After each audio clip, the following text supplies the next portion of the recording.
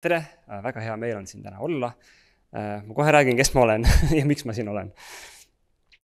Tõesti, minu taust on akadeemiliselt ajuteaduses ja arvutiteaduses. Nii et kohe eelmise ettekande jätkuks ma saaks rääkida tehisintellektist teile veel tund aega. Ma ütlen lihtsalt ühe lause, et ta ei ole ikkagi veel nii võimas, kui te just kuulsite, et võib võtta rahulikumalt, et ikka nad päris kõike veel ei oska. Ja võib-olla ei hakkagi oskama. Aga oma õpingute ja töö käigus kuidagi kõrvalt samal ajal, nii umbes 5 aastat tagasi, tuli keskkonnateema väga tugevalt minu ellu ja otsis väljundit läbi minu. Ja siis ma olen viimased 5 aastat tegelenud ka keskkonnakaitse valdkonnas, keskkonnaühenduses Eesti Roheline Liikumine. Olen sageli kuskil plakatitega näiteks või huvikaitse komisjonides kuskil. Ja tegelenud siis eelkõige energeetika ja kliima valdkonnaga. Et sellest saaks teha teise loengu tund aega, aga see ei ole täna fookus. Ja siis kolmandaks nende 2 asja kõrval vabal ajal olen tegelikult suur lihttehnoloogia ja käsitöö huviline, aga olgu öeldud, ei ole ekspert. Et kõik, mis ma ütlen täna, on käsitöö vallas siukene üsna amatöörlik, aga võib-olla siiski kasulik. Et kui me aasta alguses Ave ja teistega Viljandis kokku saime tarutada ühte uut eriala, siis seal oli mitu töö pealkirja, et oli rohepapp või parandtehnoloogiad või siis lõpuks sai vist nimeks siis ringtehnoloogiad. Et siis üks asi, mida mina seal pidevalt nagu rõhutasin, oli see, et need noored, kes siin õppima tulevad, et neil oleks vaja nagu kuidagi filosoofilisel tasandil selgeks teha, et miks nad seda teevad. Et mis see tulevik siis ikka on nagu nende jaoks või kas nad ikka saavad tööturul hakkama. Ja see ettekanne, mis siis minul täna tuleb siin teile, on samamoodi siuke pigem filosoofiline, aga ma loodan, et sellest tegelikult johtub ka midagi praktilist. Et anda teile natukene siis mingit nägemust, mingit veel laiemalt pilti kui eelmine ettekanne, et mis see tulevik siis on. See on see esimene osa ja teine on, et mis see sõna glokaalne tähendab.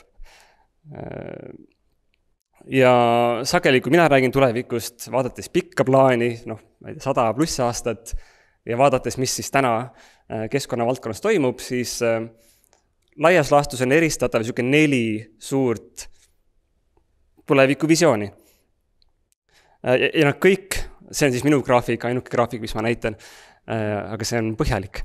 Et siin on 4, surusin kõik ühe slaidi peale. Ei, ma lähen rahulikult. Siin on 4 erinevat stsenaariumit ja oluline on see, et hetkeseis on kõigil nagu sama. Et meil on siin näidatud siukene pideva joonega, ütleme siis ühiskonna materiaalne jalajälg, meie heaolu ja rikkus, mis on sellega nagu tugevalt seotud. Et see on läinud nagu mingil ajaskaalal siin rõõmsalt ülesse. Ja täpiline joon on keskkonna kandevõime, et kui palju keskkond siis suudab meile ressursse pakkuda ja meie seda saasteis nagu tagasi võtta. Ja nüüd on see põnev osa, et mis nüüd juhtuma hakkab edasi. Ja esimene stsenaarium on siukene ülioptimistlik, et kasv on täna olnud siuke eksponentiaalne ja jätkub. Ja põhimõtteliselt lõppu ei olegi. Jätkub ja läheb ja läheb. Ja see tehnoloogia areneb siin selles stsenaariumis nii metsikult, et see keskkonna nagu kandevõime, me suudame seda ka tõsta. Et alati oleme ju kõigest nagu läbi tulnud ühiskonnana, inimkonnana, jätkame samas vaimus. Miks ei saaks seekord lahendada probleemi? Et siia valdkonda kuuluvad kindlasti igasugused inimesest palju targem tehisintellekt, kõik võimalikud robotid. Et siin ei ole küsimus, et kas käsitöölistel ei ole tööd enam, siis ei ole kellelgi tööd enam. Sest robotid teevad kõike. Aga samal ajal inimestel on tohutu rikkus, sest et kõik on olemas ja ühe nupuajutuse kaugusel. On küsitav, kas see on reaalne või realistlik tulevikuunistus. On inimesi, kes seda usuvad ja selle nimel töötavad. Pigem, kui vaadata just neid superrikkaid, siis need on täna eriti nagu selles vaimsuses, et ainult see on võimalik tulevik. Aga valdav osa inimesi pigem nagu ei ütleks, et me oleme täpselt kõik nagu selles paadis. Peab olema mingi teine tee. See on stsenaarium 2.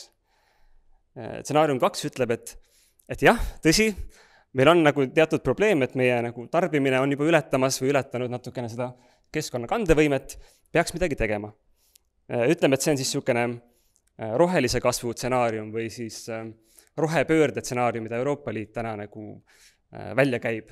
Et meil on siin nagu probleem selge, aga me lahendame selle niimoodi, et see meie materiaalne jalajälg, et selle me toome alla, aga meie heaolu ja rikkus kasvab mühinal edasi. Et lihtsalt siin peab olema mingisugused tehnoloogiad, mida täna veel ei ole, aga me teeme nii, et nad on ja siis me saame kasvu jätkata nii, et keskkonnal läheb hästi ja inimestel läheb hästi. Ja see on põhimõtteliselt Euroopa Liidu ametlik strateegia täna. Et me mõtleme kuidagi välja, kuidas siia jõuda. Sest siis me ei pea nagu laias laastus suurt midagi muutma, lihtsalt kuskilt tuleb innovatsioon. Väga palju inimesi vaatab, et see on täitsa mõistlik nagu stsenaarium, et siia peaks nagu panustama ja sellega tegelema. Ja küsida, et kas käsitööl on siin rolli, no ütleme, et ta jääb nii, nagu ta täna on, ütleme nii, et sellised luksustooted, kes tahab eriti uhket mingisugust toodet saada, eriti enda jaoks tehtuna, siis käsitöö tuleb sinna ja teeb, aga samas on nagu niisugune läbiv joon on see, et igas asjas, mis sa teed, kuskil tuleb mingi väike rohepööre juurde. Et noh, mina tulin täna Tartust bussiga, no kohe oleks pidanud keegi küsima, et aga kas ma oma selle süsiniku jalajälje ikkagi nagu hüvitasin. Et kuigi ma tegin nagu kõige mõistlikum otsuse, ma tulin ühistranspordiga, aga ikkagi rohepööre on nüüd igal pool sees järsku. Et siis loodetakse, et selle väikse nügimisega igal pool saadakse suur efekt. Siis, aga on veel stsenaariumeid, et kas see ongi kõik, millest sageli räägitakse, aga ei, on veel stsenaariumeid. Stsenaarium 3 ütleb, et kuulge, et see lahku viimine nendest kahest graafikus, et see vist ei ole tehtav. Et meil ei ole ajaloolist näidet selle kohta, et seda on võimalik teha siis, kui sa statistikas natuke valetad umbes, et Euroopa viib oma selle jalajälje alla, sest see jalajälg on nüüd Hiinas. Noh, et see on paberil vaata, et jah, Euroopas okei, globaalselt ei toimi. Et siis kolmas stsenaarium on niisugune juhitud kahanemine, et nendes riikides, kus täna on jalajälg eriti suur, noh, selgelt üle limiitide, toome ta nagu rahulikult mingi plaani kohaselt tagasi alla, sinna, kus keskkond teda nagu veel talub ja siis üritame siia jääda.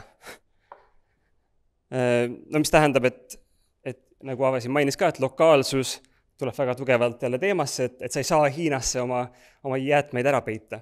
Sa pead mõtlema, mida sa teed kohalikult ja mida sa teed nutikamalt. Ja siin on käsitöölistel selgelt roll olemas, et sa pead hakkama jälle ise tootma, sa pead oskama jälle ise toota. Ja küsimus on, mida sa toodad. Ja ideaalis sa toodad asju, mis kestavad kaua. Mis tähendab, et see ei saa olla ka niisugune masstootmine, mille ainuke eesmärk on toota palju ja et kulutatakse palju. Ja neljas stsenaarium on niisugused inimesed, kes ütlevad, et esimene on täiesti hullumeelne variant, teine stsenaarium põhimõtteliselt ei ole näidatud, et saaks töötada, kolmas stsenaarium on hea, aga võib-olla on liiga hilja, ja neljas ütleb, et me läheme ülesse ja siis me tuleme alla.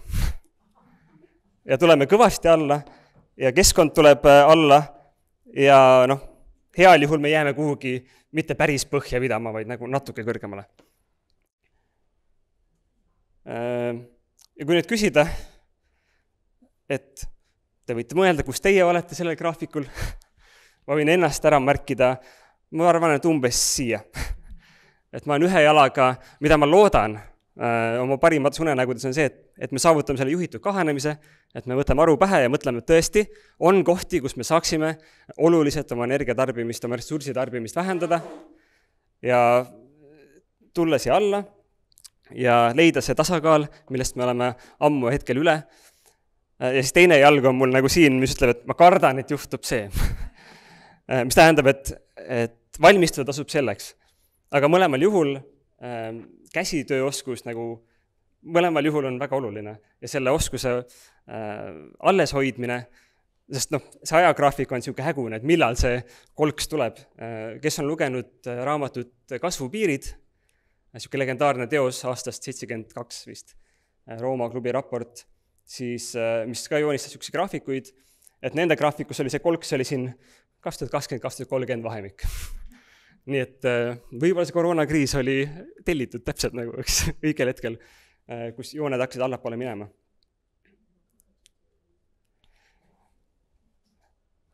Ja noh, mida neid kahte alumist stsenaariumit seob või läbivad jooned on siis see, et kui küsimus on sageli, et no on mingid optimistlikumaid ja pessimistlikumaid stsenaariumeid, siis mina alati küsin, et aga millised on realistlikud stsenaariumid? Et me võiksime tahta ühte või teist, aga mis on see, mis tundub, et nagu juhtuma hakkab? Et kui ma mõni aeg tagasi tegin ühes keskkoolis ka sarnase ettekande, siis ma küsisin ka õpilaste käest, et mis te tahate, et juhtuks? Mis on unistus? Kõik olid mingid, lendavad autod. Ja siis ma küsisin, et mis te arvate, et juhtub? Kõik vist nagu läheb halvasti. Ja pikka juttu mitte selles sektoris rohkem teha, aga lihtsalt üks näide hiljutisest pressiteatest ja suurest raportist, mis jälle välja tuli ÜRO keskkonnaprogrammist, oli see, et nemad on siis organisatsioon, kes põhimõtteliselt vaatab kõikide riikide lubadusi ja päris tegevusi ja paneb need kokku ja siis teeb raporteid selle kohta.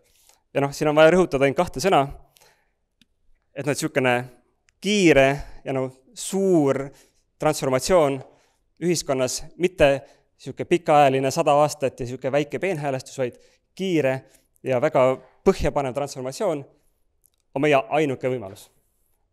Et ei ole üks võimalustest või üks variant, vaid ei muud ei ole enam jäänud on ainult see, et kui me seda suudame, siis me jõuame siia, kui me seda ei suuda, siis me jõuame siia.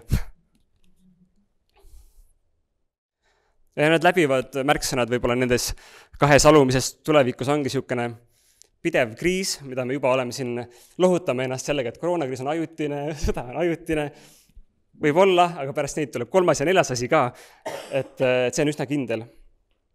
Mida koroonakriis meile näitas ja Ukraina sõda ka, et tarneahelad, mis on täna globaalsed, kipuvad lagunema või nad on väga haprad tegelikult.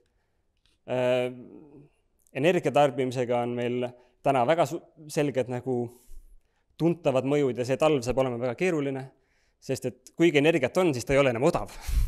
Ja see on see, mille peale kogu tänane süsteem on üles ehitatud, et muidugi ma saan Hiinast oma sokkeid tellida, sest see on nii odav, 10 senti, enam ei ole. Ja sellega võib tulla kaasa ka niisugune väärtuste ja kultuuri muutus, et kui täna vaadatakse tõesti käsitööd nagu siin esimeses ettekandes, ma arvan, et see oli niisugune tavainimese arusaam tänavalt, et tõesti need villased sokid, mis see on siis? Aga tegelikult ühel hetkel saad aru, et jalad on külmad, kütet ei ole, kus need sokid on järsku, eks? Et tekib niisugune vajaduspõhine kultuurimuutus. Ja üleüldine lihtsustamine, mis viibki selle ettekande teise osani, mis pagana asi on glokaalsus. Ja miks tulevik on glokaalne? Ja see on üks sõna, mida on viimasel ajal hakatud kasutama, võib-olla siis algselt akadeemilistes ringkondades, et seletada seda, et tal on mitu head nime, näiteks ka, kes sai aru, et see on 2 sõnast kokku pandud, globaalne ja lokaalne. Ja teda võib nimetada ka teisiti inglise keeles open localism või cosmolocalism, aga selle põhiiva on see, et kõik asjad, mis on hästi kerged, näiteks ideed, näiteks disainijoonised, näiteks sokimustrid, et need võivad olla väga vabalt globaalsed. Neid sa saad üsna kerge vaevaga ringelda üle maakera, aga kõik, mis on füüsiliselt raske või ressursimahukas, see peaks olema lokaalne. Asjade tootmine, et sa ei too Hiinast suurt kanistrit kohale või konteinerit, vaid seda asja sa teed koha peal. Ja see on üks slaid ühest Tallinna Tehnikaülikooli professori ettekandest, et tegelikult Eestis on täitsa niisugused seltskonnad, kes selle suunaga tegelevad. Ja miks see open localism on oluline märksõna, siin on see, et sageli arvatakse, et kui me räägime nüüd hästi lokaalsele tasandile tulemisest ja ka pärandkultuuridest, et siis on, ja pärandtehnoloogiatest, siis on alati see kiusatus öelda, et aga see on niisugune hõimuühiskond, kus igaüks, kes on võõras, saab kohe oda kõhtu. Et siis pigem need akadeemikud ütlevad, et see on üks avatud lokaalsus. Et sa oled avatud uutele ideedele, uutele inimestele, lihtsalt kogu su see tootmine on kohalik. Ja mis niisuguses tulevikus on positiivset, kus inimesed teevad asju kohalikul tasandil, suhtlevad laiemalt, kus inimesed teevad rohkem asju ise, mitte kuskil on suur tehas, mis toodab sulle asju. Et esimene lootus on see, et see disain on jätkusuutlikum, et sa teed asju, mis püsivad terved või asjad, mida on lihtne parandada. Et sa ei ole Apple, kes teeb asju, mida ainult tema saab parandada ja mis läheb kella pealt 2 aasta pärast katki. Et kui sa teed ise endale asja, siis sul ei ole mõtet teha purunevat asja, sa teed asja, mis püsib kaua. Seega sa säästad ressursse, säästad raha ja säästad võib-olla närve ka. Ja taustal on siis pildid, siin on Tallinna Kopli 93 niisugune, kuidas on nimetavad seda, kogukonna töökoda või kogukonna niisugune kogukonnakeskus, jah, üsna värskelt avatud, kus saab siis erinevaid asju teha. Ja teine vaheldumisi teine pilt on siis Tartust paranduskeldrist. Ühesõnaga jätkusuutlikum disain, vajaduspõhine tootmine, et sa ei tooda nagu lao täis mingeid sokke juhuks, kui äkki kellelgi on vaja, vaid sa toodadki siis, kui kellelgi on päriselt vaja. Et jällegi ressursside kasutamine seal, kus parasjagu tundub asjalik. Et võib-olla sulle ka ei ole ruumi kogu aeg asju hoiustada ja hoiustada ja hoiustada, vaid teed siis, kui on vaja. Kolmandaks, eriti nende parandustöökodade võlu on selles, et sul on seadmete jagamine, et kõigil ei pea oma kodu keldris olema oma töökoda, vaid sul on kogukonna peale need asjad. Ja siin tasub ka mõelda, et ka need kahanemise stsenaariumid, seal kindlasti ei ole nii, et kõik kolivad maale. Et see on ka väär arusaam, et nüüd kõik lähevad metsa ja elavad oma idülli. Enamus inimesi ilmselt ikkagi jääb linnadesse elama, aga küsimus ongi, kuidas me nendes linnades elame, et kas me saame linnaelu teha jätkusuutlikuks ja kui sa elad väikses korteris, sul ei ole võimalik teha magamistuba ka tööruumiks koos saagide ja kirvestega. Et siis need avatud töökojad on väga olulised siin selles stsenaariumis. Ja tehnoloogia valitsemine. TalTechis on täitsa selline eriala, magistriõppes tehnoloogia valitsemine, mis tegelikult, see võib kõlada nagu see esimene stsenaarium, kus on eksponentsiaalne kasv, aga tegelikult nad on väga selles vaimsuses, et küsimus on, et tulevikus ressursse jääb vähemaks, kuidas me seda tehnoloogiat seal kasutame, kas me üldse saame mingit tehnoloogiat kasutada tulevikus. Ja parandustöökodade kontekstis või niisuguse käelise oskuse kontekstis, mida võib-olla ka oma õpilastele müüa maha, on see, et kui sa mõistad neid tehnoloogiaid, kuidas nad on tehtud, sa mõistad seda turundust seal taga, et miks nad on nii, ma ei tea, sõltuvust tekitavad, siis sa oskad neid paremini valitseda. Et paneelis ma ilmselt räägin ühe loo sellest, kuidas mina oma teekannu hakkasin valitsema kodus. Aga lihtsalt see tarbijast nagu kuidagi arenemine millekski enamaks kui ainult tarbijaks, et sa suudad päriselt ise seda asja, isegi olemasolevat asja lahti võtta ja teistpidi kokku panna. Et see on juba niisugune tänapäeva inimeste jaoks vahel suur aha-moment, et nii on ka võimalik teha. Muidugi seal alati see kleeps peale, et garantii on sellega kohe nagu läbistatud, kui sa mingi kruvi ära keerad, aga mõnikord on vaja. Ja lihtsalt lõpetuseks mõned niisugused tsitaadid, mida ma ise olen kasutanud, mulle endale on väga meeldinud, et kuidas minusugusest nagu informaatikust sai lõpuks niisugune lihttehnoloog, et äkki on teile kasulikud. Et üks niisugune klassika, Ivan Illich on niisugune tehnoloogia, filosoofia, tehnoloogia kriitik, kes juba aastakümneid tagasi ütles, et oluline on see, et inimesed peavad õppima elama piiride sees ja seda ei saa õpetada. Et raske on nagu õpetada inimestele seda, kui nad kogu aeg näevad ümberringi, aga meil on ju täielik küllus ja Hiinast saab neti kaudu ükskõik mida 3 päevaga, et miks ma peaksin jaurama käsitööga. Et nad hakkavad seda õppima siis, kui nad saavad aru, et nüüd need teised asjad on juba kadunud või käest ära. Ja siis tal on niisugune morbiidne lause siin, et ellujäämine sõltub võimest mõista kiiresti seda, mida ei saa teha. Et sa saad aru, et mis on sul limiidid järsku. Et täpselt Ukraina sõjas minu jaoks on huvitav vaadata seda, et kuidas nad saavad hakkama nendes linnades, kus järsku ei ole ei elektrit, ei vett, ei kütet, mitte midagi. Et kas inimesed oskavad seal siis nagu baas probleeme lahendada. Et ma olen näinud neid pilte, kuidas inimestel ongi kortermaja ees on 3 telliskivi ja siis on mingi lõke seal all ja keedavad suppi. Kas seda saaks paremini teha, efektiivsemaks võib-olla? Et me peaks mõtlema nende asjade peale enne, kui see päriselt olukord kätte jõuab. Üks mu lemmik ajakiri, soovitan kõigile, soovitan ka oma õpilastele, lihttehnoloogia ajakiri, mis keeldub eeldamast, et igale probleemile on vaid kõrgtehnoloogiline lahendus. Ja see ajakiri siis kajastab nii paarisaja aasta taguseid tehnoloogiaid, inimkond oli juba siis päris nutikas, aga siis ei olnud meil veel odavaid fossiilkütuseid, neid asju lahendati palju nagu passiivsemate võtetega umbes, et sa kasutasid ära päikese soojust otse, sa kasutasid ära mehaanilise jõu võlusid, niimoodi, et sa ei teinud ise nagu lolli tööd, vaid sa kasutasid ära mingeid füüsika baasomadusi ja elu oli päris meeldiv. No, et kõik, täna me eeldame, et kõik probleemid vajavad kõrgtehnoloogilist lahendust, see ei pruugi olla nii. Ja siis osad inimesed ütlevad, et miks on hea hakata täna katsetama ka neid kriisiolukorra võtteid, on see, et kollapseeru kohe ja väldi ummikut. Et kui me oleme selles 4. stsenaariumis ja keegi ei saa täpselt öelda, kas me oleme või ei ole, et siis kui sa oled niisugune, nagu tehnoloogias öeldakse, et sa oled see varajane kohane ja early adapter, see on tavaliselt siis, kui sa ostad uue telefoni, mida kellelgi ei ole veel. Aga noh, see käib ka teistpidi. See käib ka teistpidi, et kui sa oled esimene, kes ise lülitab oma kodus elektri välja, linnakorteris, nädalaks ajaks ja vaatad, mis juhtub, siis sa oled nagu palju rohkem valmis, kui niisugune asi päriselt juhtub ja sul on ohutu seda praegu proovida, sest sa võid 3. päeval ikkagi panna külmkapi sisse tagasi ja öelda, et no kurat, ei tulnud seekord välja. Aga no, et meil on täna see puhver olemas. Ja küsimus ongi, et kuidas seda raamistada inimestele, et sageli öeldakse, et aga elu läheb ju tohutult kehvemaks, me läheme tagasi koopasse ja hakkame üksteist sööma.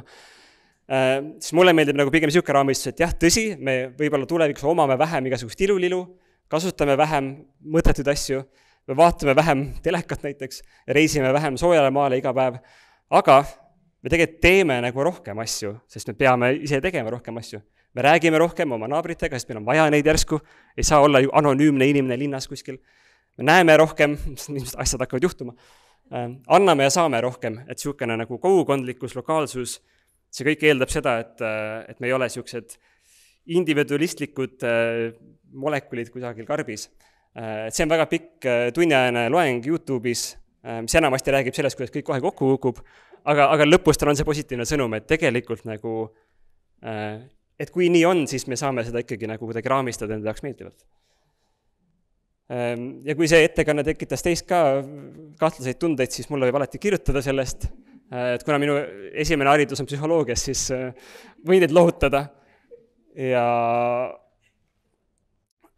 loodan, et nagu midagi siit oli praktilist ja kasulikku ka. Nii et igal juhul, kui keegi räägib kunagi teile tulevikust, siis küsige, et aga millisest tulevikust me räägime. Et sageli see on seda ei mainita selgelt ja siis on, need asjad võivad konfliktsed olla, mida sa kuuled. Ja, minu aeg sai sellega täis.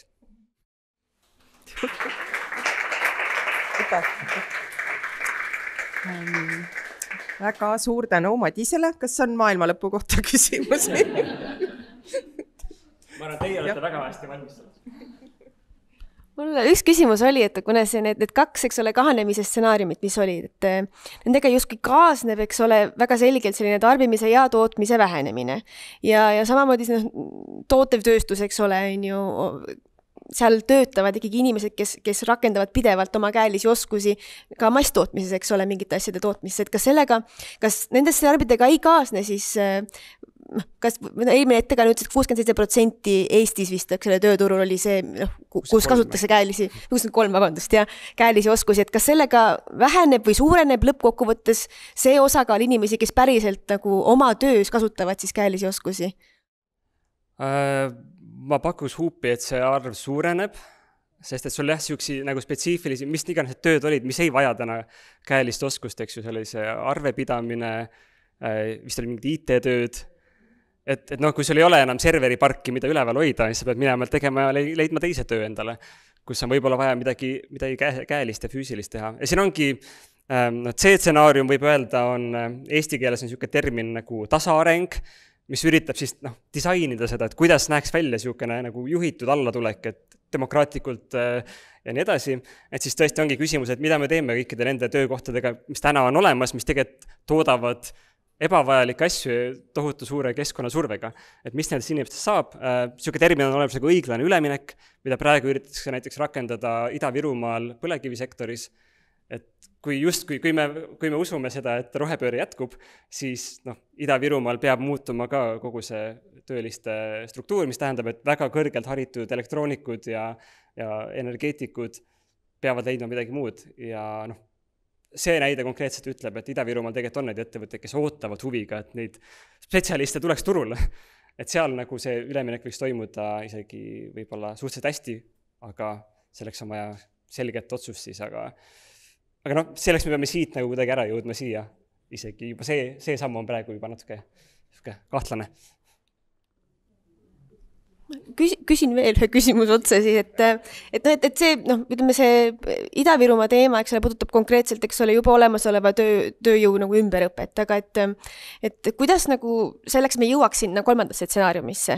Ma saan aru, et see on nagu ilmselt eelistatud stsenaarium 4. tegelikult, eks ole, et kuidas üldharidus ja võib-olla ka see käsitöö tehnoloogiaõppe üldhariduses võiks sellesse panustada, et me jõuame sinna mõistlikult ja tasakaalukalt ja mis see üldhariduse roll võiks olla seal? Ja noorte käest on ju küsitud ka, et mis on teie tuleviku väljavaated või mida te keskkonnast arvate. Ja üks niisugune rahvusvaheline uuring, kus oli 10 000 noort umbes, seal üle pooled ütlesid, et inimkond on hukule määratud. Et põhimõtteliselt ülesanne noortega on nad saada siit siia, mitte siit siia. Ja kuidas seda teha, ega keegi täpselt ei teagi.